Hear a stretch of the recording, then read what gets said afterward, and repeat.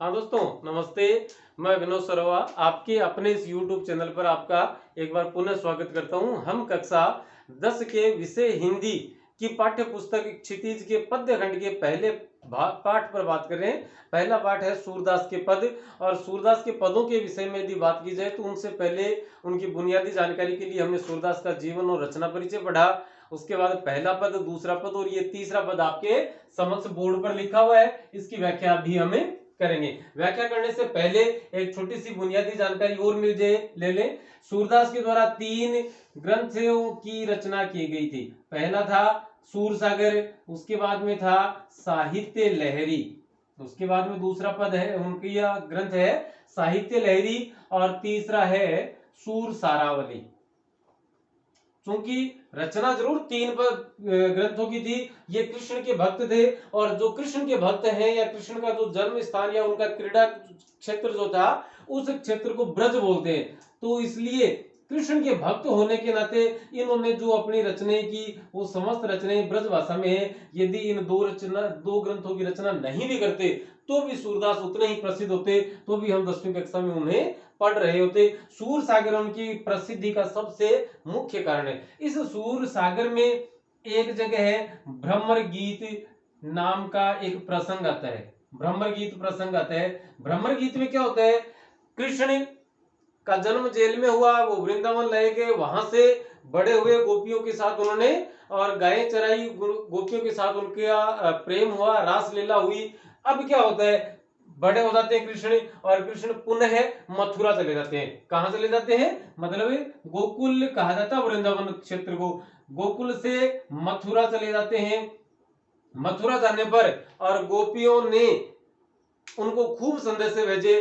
गोपियों की स्थिति से कृष्ण वाकिफ थे, परिचित थे। उन्होंने और अपने एक मित्र जो कि योग साधना की बड़ी तारीफ किया करते थे, उनका नाम उद्धव था। उनका नाम क्या था, उद्धव था। उस मित्र का गुमान, उसका गरूर भी टूट जाए और गोपियों तक संदेश से पहुंच जाए, इसलिए और कृष्ण ने मथुरा से उद्धव को गोकुल रवाना कर दिया। अब गोकुल में जाकर कृष्ण के विरह में पागल जो गोपियां थी, जो प्रेम में पागल गोपियां थी, उनके सामने वो अपनी बात रखते हैं। गोपियां बड़ी प्रसन्न होती हैं कि मथुरा से कोई आया है जो कृष्ण का संदेशा लाया है, लेकिन कृष्ण का संदेशा न लाकर वो योग साधना के संदेश लेकर आते हैं। तो गोपियां बड़ी अप्रसन्न होती हैं, नाराज होती हैं, नाखुश होती हैं और उस पर बिगड़ती हैं। लेकिन चूंकि वह मथुरा से गोकुल आया था, मेहमान था, अतिथि था, इसलिए उसका स्वागत करना या उसको बुरा भला कहना हमारी संस्कृति का हिस्सा नहीं था। तो इस दरमियान जब वो बात कर रहे होते हैं तो एक साइड में उद्धव थे और दूसरी साइड में गोपियां थी। बीच में वो उद्धव से खरी खोटी सुना नहीं पाती, उसी दरमियान और एक ब्रह्मर वहां जाता है। ब्रह्मर भी काले रंग का था, उद्धव काले रंग का था, सांवला था। तो गोपियों ने क्या किया, संबोधित तो मुंह तो कर दिया ब्रह्मर की तरफ, और अपनी जो बातें थी वो किसे कही, व्यंग्य के रूप में, एक कटाक्ष के रूप में उद्धव से कही। तो उद्धव से गोपियों के द्वारा ब्रह्मर के बहाने उद्धव को जो बातें कही गई वही बातें ब्रह्मर गीत प्रसंग में संकलित है। और उसी ब्रह्मर गीत प्रसंग का एक पद आपके समक्ष बोर्ड पर लिखा हुआ है। देखिए क्या लिखा है कि हमारे हरिल हारिल की लकड़ी मन क्रम वचन नंद नंदन और यह दृढ़ करी पकड़ी, जागत सोवत स्वप्न दिवस निसी कान्य कान्य जकरी, सुनत जोग लागत है ऐसो जो करुई ककरी, सू तो व्याधि हमको ले आए देखी सुनी न करी, यह तो सूर तिन ही लेशों को जिनके मन चकरी। सूरदास के बहाने से, सूरदास के सहारे से गोपियां कहती है कि हे उद्धव, तुम जिस योग का संदेशा हमें दे रहे हो वो हमें नहीं, उन्हें सौंपो दो जिनके मन चक्री, चक्री जैसे घूमती है, स्थिर नहीं रहती, कि जिनके मन स्थिर नहीं है या अस्थिर है,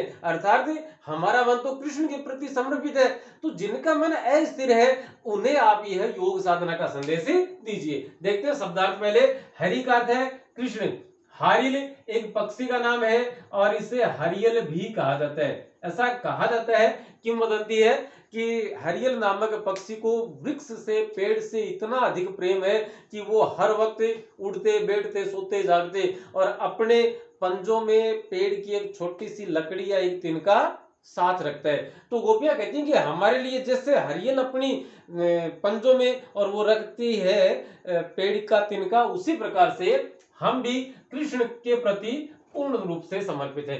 क्रम क्रम का अर्थ यहाँ पर कवि कर्म के रूप में ले रहा है। ये देखिए इनका उच्चारण आप देखें, यह तो एक तो है क्रम, दूसरा है कर्म।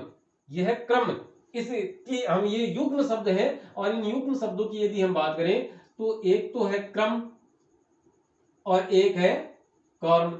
अब क्रम का अर्थ क्या होता है?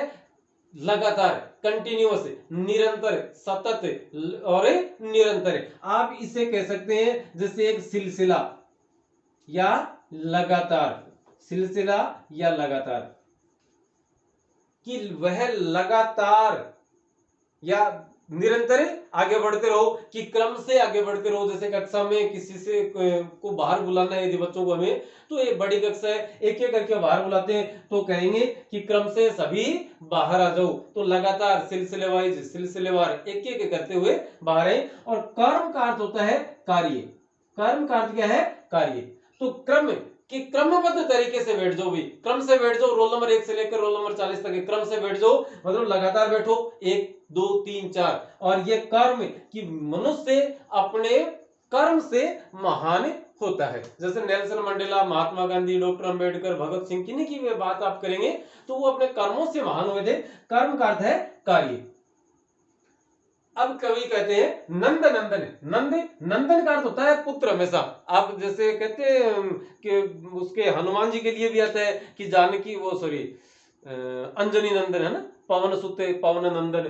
तो नंदन का अर्थ होता है पुत्र। तो नंद के पुत्र अर्थात कृष्ण। दिवस निशी, दिवस का अर्थ होता है दिन, निशी का अर्थ है रात। जकरी का मतलब जपना। करुई ककरी मतलब कड़वी ककड़ी। कड़वी ककड़ी जब होती है तो उससे मुंह से थूकना ही पड़ता है। व्याधि का अर्थ है, व्याधि का अर्थ है व्याधि। और तीन ही का अर्थ उन्हें, चक्री का अर्थ चक्री की तरह घूमने वाला अस्थिर। ये मन के लिए प्रयुक्त हुआ है। अब देखिए आप व्याख्या में कि हमारे हरि हारिल की लकड़ी, कि हे उद्धव, हमारे जो हरि है, हमारे कृष्ण जो है, वो हमारे लिए हरियल की लकड़ी के समान है। जैसे हरियल लकड़ी नहीं छोड़ सकता, उसी प्रकार से हम कृष्ण को नहीं छोड़ सकती। मन क्रम वचन नंद नंदन उरे, कि हमने हमारे मन में, हमारे कर्म में, हमारे वचन में, सब में नंद नंदन। उर का अर्थ यहां लिखा नहीं, उर का अर्थ होता है हृदय। उर का अर्थ क्या है? हृदय। कि हमारे मन में, कर्म में, वचन में, हृदय में, सब जगह कौन व्याप्त है, कौन समाये हुए हैं? नंद नंदन अर्थात कृष्ण। यह दृढ़ करी पकड़ी, हमारे उर ने, हमारे हृदय ने उन सबको दृढ़ रूप से पकड़ रखा है, और वो कान ने कन्हैया आगे कृष्ण को छोड़ नहीं सकता। जागत सोवत, की जागते सोते सपने में, दिन हो या रात हो, कि जाग रही हो, सो रही हो, सपना देख रही हो, या दिन हो या रात हो, हमारा मन जो है वह कान्हे कान्हे जकरी। कान्हे का अर्थ है कन्हैया, कि हमारा जो मन है वह कन्हैया कृष्ण कृष्ण ही जपता रहता है, कृष्ण के नाम का जाप ही करता है, कृष्ण को ही पुकारता है। जपना या पुकारना। आगे कहते कवि कि सुनत जोग लागत है, सो जो करोई क्या करे। कि अरे हे उद्धव, तुम जो योग लेकर आए हो ना, ये योग, जोग, जोग का अर्थ है योग, तुम ये जो योग का संदेश हमें दे रहे हो, ये सुनने में ही, करने की बात तो बहुत दूर है, ये सुनने में ही हमें ऐसा लगता है जैसे कड़वी ककड़ी हो। कि जैसे कड़वी ककड़ी कोई हमने मुंह में ले लियो, उसी प्रकार से आपका ये योग हमें सुनने में लगता है। सु तो व्याधि हमको ले आए, कि तुम तो हमारे लिए एक बड़ी परेशानी ले आए हो, बड़ा रोग ले। व्याधि का मतलब व्याधि, और आप इसे मान सकते हैं रोग। तो तुम तो हमारे लिए एक बहुत बड़ा रोग, एक बीमारी लेकर आ गए हो। योग को उन्होंने क्या कहा है? रोग कहा है। देखी सुनी न करी, कि हमने तो ना तो कभी से देखा है, ना कभी से सुना है, और न ही कभी से किया है। कि तुम ऐसा रोग, ऐसी व्याधि, ऐसी बीमारी हमारे लिए लाए हो जो हमने न कभी देखी, न सुनी, न ही हमने कभी झेली है या करी है। यह तो सूर तिन्हें ले सौंपो। सूरदास के बहाने से गोपियां उद्धव से कहती हैं कि यह तो, और यह तो किसके लिए आया है? योग के लिए, कि तुम्हारा जो योग संदेश है यह तो तुम उन्हें सौंपो। सौंपो का मतलब है दो, तुम्हारा योग का जो संदेश है तुम ये उन्हें दो जिनके मन चक्री, जिनके मन है वो चक्री की तरह से घूमते रहते हैं, अस्थिर है, एक जगह स्थिर नहीं है। अस्थिर मतलब स्थिर न होना, मतलब है कि जैसे हम सिर्फ एक कृष्ण से प्रेम करते हैं, बाकी किसी से नहीं। और कुछ ऐसे जो हर किसी से बार बार अपने प्रेम का जो पत्र है उसे बदलते रहते हैं, हम उन्हें आप ये आपका योग का जो संदेश है आप उन्हें सौंपिए, हमें क्यों परेशान कर रहे हो। तो इस प्रकार से हम इसकी ये व्याख्या करेंगे। आप इसका स्क्रीनशॉट ले लेंगे। हालांकि स्क्रीनशॉट से और आपकी व्याख्या यदि आप लिखना चाहें शब्द से है तो हूबहू वो नहीं आ पाएगी। इसके लिए आपके मेरिट रजिस्टर का एक पेज है, वह भी आपकी इस वीडियो के अंत में होगा, वो आप उसे पोज करके लिख सकते हैं, अथवा जो जो हमने बोला आप उसी प्रकार से अपनी जानकारी दुरुस्त रखें, लिखें। और आपकी जो गृह कार्य की होमवर्क की जो कॉपी है उस कॉपी में उसे उतारें, 5-6 लाइन आप उसके नीचे शेष रखें। शेष इसलिए जब भी आप अपने कक्षा में जाएंगे आपके विषय अध्यापक जो हैं, मैडम हैं, सर हैं, जो भी हैं, वो आपको पढ़ाएंगे। उस पढ़ाते दौरान, उनके पढ़ाने के दौरान यदि कोई नई चीज वो जुड़वाते हैं तो वो गुंजाइश हमारे पास होनी चाहिए कि हम उसमें लिख सके। तो आज की इस कक्षा में फिलहाल इतना ही, और अभी अनुमति देवें, अगला वीडियो लेकर आए, तब तक के लिए नमस्ते, शुक्रिया, धन्यवाद।